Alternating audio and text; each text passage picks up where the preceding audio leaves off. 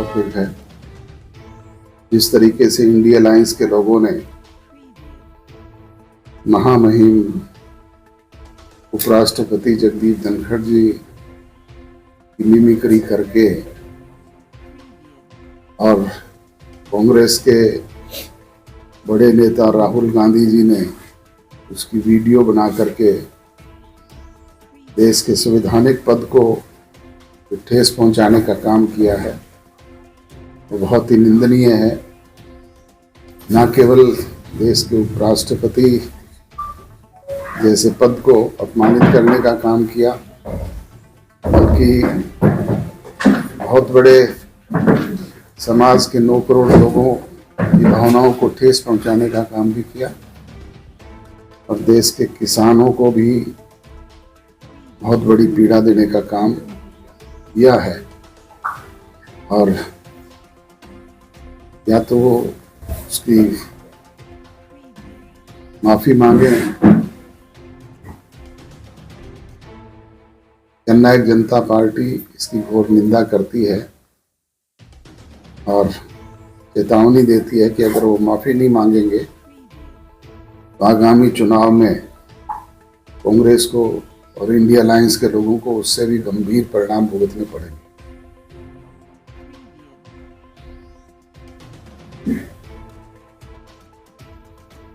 आज hot topic है।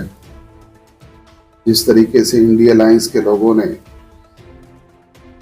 महामहिम उपराष्ट्रपति जगदीप धनखड़ जी की मिमिक्री करके और कांग्रेस के बड़े नेता राहुल गांधी जी ने उसकी वीडियो बना करके देश के संवैधानिक पद को ठेस पहुंचाने का काम किया है, वो बहुत ही निंदनीय है। न केवल देश के उपराष्ट्रपति जैसे पद को अपमानित करने का काम किया, बल्कि बहुत बड़े समाज के 9 करोड़ लोगों की भावनाओं को ठेस पहुंचाने का काम भी किया और देश के किसानों को भी बहुत बड़ी पीड़ा देने का काम किया है। और या तो वो उसकी माफी मांगे। जननायक जनता पार्टी इसकी घोर निंदा करती है और चेतावनी देती है कि अगर वो माफी नहीं मांगेंगे तो आगामी चुनाव में कांग्रेस को और इंडिया अलायंस के लोगों को उससे भी गंभीर परिणाम भुगतने पड़ेंगे।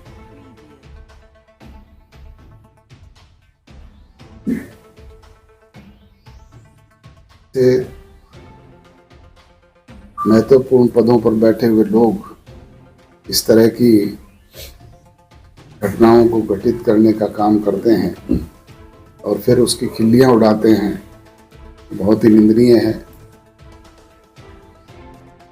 ऐसे लोगों से देश के लोग क्या उम्मीद कर सकते हैं, आप सहज ही अंदाजा लगा सकते हैं।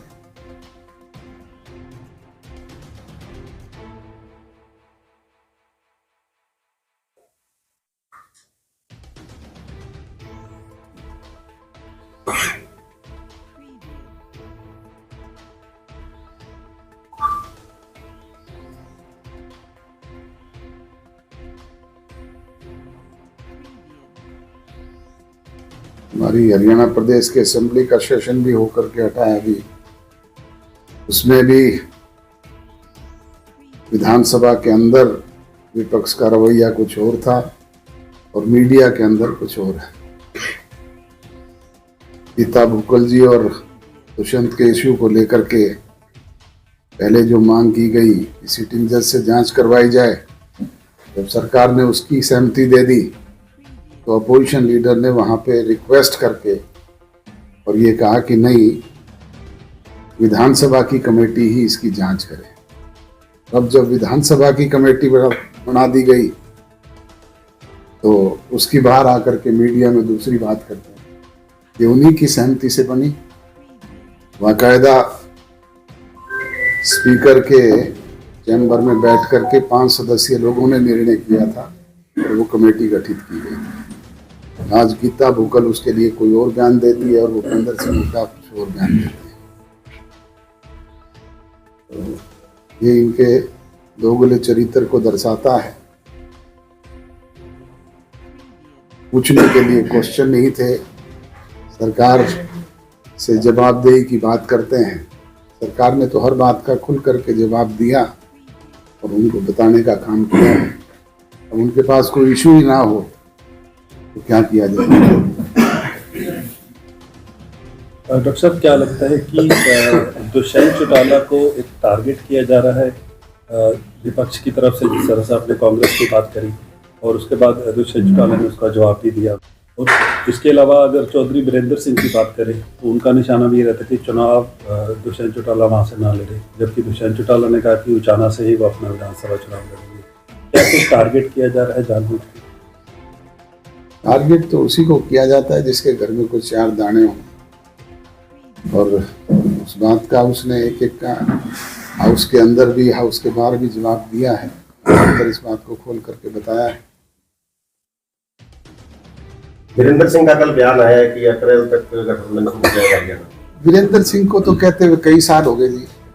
अभी वो अप्रैल का नाम ले रहे हैं। अब अप्रैल का नाम ले, वो आगे फिर कह देंगे कि जून में टूटेगा, फिर कह देंगे नवंबर में टूटेगा। वीरेंद्र सिंह ना तो अधिकारित हैं, गठजोड़ हुआ है दुष्यंत चौटाला और अमित शाह जी के बीच में, और उसे तोड़ने का अधिकार किसी को है तो उन दोनों को ही है। वीरेंद्र सिंह किस हैसियत से कहते हैं, उनकी पोजीशन क्या है पार्टी में, पहले वो तो साबित करें। ये एक प्राइमरी मेंबर है, प्राइमरी मेंबर के कहने पे पार्टी को निर्णय लिया करती है क्या? वो कहते हैं गठबंधन नहीं टूटा तो मैं पार्टी छोड़ दूंगा। छोड़ दें, रोकता कौन है? वो कौन सी पार्टी? पहले ये तो बताएं। कभी तो लोकदल के स्टेज पे होते हैं, कभी किसी इंडिपेंडेंट के स्टेज पे होते हैं। वो है किस दल में, हमें तो यही नहीं पता। अभय चौटाला ने भी विधानसभा में आरोप लगाए हैं कि गठबंधन सरकार में बैठे जो मंत्री हैं या उप मुख्यमंत्री हैं, तमाम लोग भ्रष्टाचार कर रहे हैं और जांच नहीं होने दे रहे मामले की किसी। अभय सिंह चौटाला जी के सेशन का पहला, जब इस विधानसभा का पहला सेशन था, उसमें एक बयान था, वो सुन लेना। उसमें उन्होंने ये कहा था कि मेरे पास ऐसी ऐसी बातें हैं कि मैं बोल दूंगा तो ये लोग शक्ल दिखाने के लायक नहीं रहेंगे। और हमने कहा था भाई बोल दे, हाउस में बोल दे, मीडिया के सामने आके बोल दे, कहीं सार्वजनिक मंच पे बोल दे। 4.5 साल तो गुजर गए, अब तक तो कोई बात हो नहीं पाई। और आपके सामने कभी कुछ बताया हो तो बताओ, अब भी मीडिया के लोग। डॉक्टर साहब, लोकसभा के चुनाव हैं, 90 दिन का समय शेष रह गया। जननायक जनता पार्टी की क्या कुछ तैयारियां हैं? 10 की 10 सीटों पे तैयारी कर रही है, जिस तरह से लोकसभा की रैलियां जो है वो कर रहे हैं। हम एनडीए के पार्ट हैं, मिलकर के चुनाव लड़ेंगे और निरंतर हमारा जनसंपर्क अभियान मिशन 2024 जो है वो जारी है। 5 संसदीय क्षेत्रों में अब तक हम रैलियां कर चुके हैं और छठा 24 तारीख को करनाल में होने जा रहा है। ये सिलसिला लोकसभा के चुनाव तक जारी रहेगा। राजस्थान इलेक्शन के अंदर भी एनडीए के पार्ट थे, लेकिन वहां पर आप अलग चुनाव लड़े थे, एनडीए के पार्ट नहीं। चुनाव तो हम यहाँ पे भी अलग अलग लड़े थे, हरियाणा प्रदेश में भी अलग अलग लड़े थे, उसके बाद शामिल हुए और उसके बाद ही हमें एनडीए में शामिल किया। सर, 1-2 दिन से लगातार एक बात आ रही है कि अफसरशाही बहुत ज्यादा हैवी है हरियाणा सरकार के अंदर। पिछले दिनों ज्ञानचंद गुप्ता जी को एक शिकायत भी दी गई थी, अंबाला के डीसी और चौधरी रणजीत सिंह ने शिकायत दी है कि सिरसा के डीसी का रवैया भी सही नहीं है। उसके लिए तलब किया गया है, उनको बुलाया गया है। सरकार अपने लेवल पे फैसला लेगी। अफसरशाही हावी है सरकार के अंदर। मैं तो नहीं कहता और डिप्टी कमिश्नर सिरसा के लिए तो कतई नहीं कह सकता। वो तो रात दिन काम करने वाले आदमी हैं।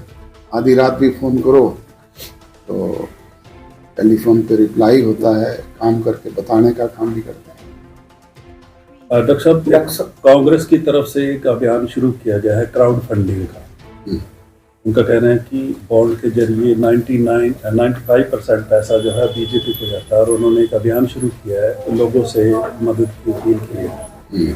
कैसे मानते हैं? ये उनका इंटरनल मैटर है, क्या करें, लोग स्वेच्छा से लोगों को देंगे लेकिन 24 तारीख को जनक्रोश रैली भी है, किसान मजदूर जनक्रोश रैली। जी उनका कहना है कि 750 के करीब किसान जो है वहाँ आंदोलन में गुजर गए।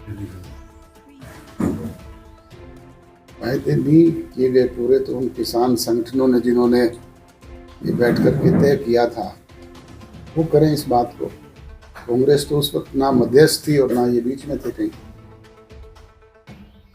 कृषि बिलों के बाद सेंट्रल गवर्नमेंट एमएसपी गारंटी कानून नहीं लेके आ रही, तो पंजाब सरकार ने कहा कि अगर सेंटर नहीं लेके आएगी तो स्टेट लेवल पे ले आएगी। तो आप इस चीज के पक्षधर हैं कि अगर सेंटर नहीं लाती तो हरियाणा गवर्नमेंट भी अपने लेवल हरियाणा प्रदेश तो पहले ही 15 फसलों पे एमएसपी प्राइस देने का काम कर रहा है और हम तो इस बात के सदैव पक्षधर रहे हैं। सिरसा में नशा बढ़ रहा है और ग्रामीण अंचल में खेलों को बढ़ावा देने के लिए तो आपने ये योजना शुरू की है, ये क्या सिरसा में ही है या पूरे हरियाणा लेवल? नहीं, पूरे हरियाणा प्रदेश में। इसका थोड़ा सा डिटेल दीजिए। अभी तो फर्स्ट फेज में हमने सिरसा में क्रिकेट के इस तरह के आयोजन रखे हैं जिससे नौजवानों को खेल के मैदान में ज़्यादा से ज़्यादा दे करके जाएं, उनको प्रोत्साहित करें और नशे से दूर करने का काम करें। ये सिलसिला पूरे प्रदेश में हमारा चले। पहले भी हमने खिलाड़ियों को किट बांटे हैं, जहाँ कहीं भी उन्होंने कहा है उनको जिम दिए हैं, उनको दूसरे खेल के सामान उपलब्ध करवाए हैं। डॉक्टर साहब, जनता ने जो लोगों से वादे किए थे चुनाव से पहले वो कितने % सफल हुए हैं और कितने बाकी रह गए? कौन से मेन वादे हैं जो अभी पूरे कर? मेन वायदा हमारा एक तो 75% जो नौजवान को आरक्षण देने का था वो अभी कानूनी पेचीदगियों की वजह से सुप्रीम कोर्ट में, और दूसरा 5100 रुपये पेंशन देने का जो वायदा हमने किया था वो हम अब तक नहीं दे पाए हैं। अदरवाइज हमने जो भी बातें कही थी वो पूरी की है। किसानों का भी था, उनका किसानों को कोई हरियाणा प्रदेश में दिक्कत आई हो तो आप बताओ। समय पे उनका भुगतान हुआ है, फसल का दाना दाना खरीदा है, एमएसपी प्राइस सबसे ज़्यादा हरियाणा प्रदेश में मिलती है। नहीं, अभी जो कॉटन है वो उस रेट में नहीं बिक रही किसानों को। कॉटन बेचने के लिए खाद की समस्या आई है, डीएपी की समस्या आई है। ये तो रूटीन के मैटर हैं, छोटी मोटी समस्याएं तो आती रहती है। सरकार ने हर संभव प्रयास किया है कि उन्हें दूर किया जाए। तो अभी 1 साल के आसपास डॉक्टर साहब है विधानसभा चुनाव में, तो 3000 से ज़्यादा बढ़ाने की आपकी कोशिश होगी पेंशन को? बिल्कुल बिल्कुल। तो बार बार सार्वजनिक मंचों पे भी इस बात को दोहराते हैं कि जब भी मौका लगेगा 5100 करने का काम करें। और ये भी कहते हैं कि हमारे 10 विधायक हैं इसलिए ये हो नहीं पाएगा और जब 50 हो जाएंगे तब हम कर पाएंगे। हमने 10 विधायकों की बदौलत सरकार में भागीदारी करके बहुत सारी बातें जो हमने की थी उनको पूरा करवाया है और ये भी करवाएंगे। मिशन दुष्यंत 2024 एक अभियान है जेडीपी का। जी बताइए सर, अगर आप एनडी के साथ चुनाव लड़ेंगे तो इसको किस तरह पूरा कर पाएंगे? ये तो फैसला जनता जनार्दन ने करना है। कभी भारतीय जनता पार्टी हमारे साथ छोटे दल के रूप में शामिल थी, आज वो बड़े राजनीतिक दल के रूप में है, हम छोटे दल हैं। ये तो फैसला प्रजातंत्र में प्रदेश की, देश की जनता करती है।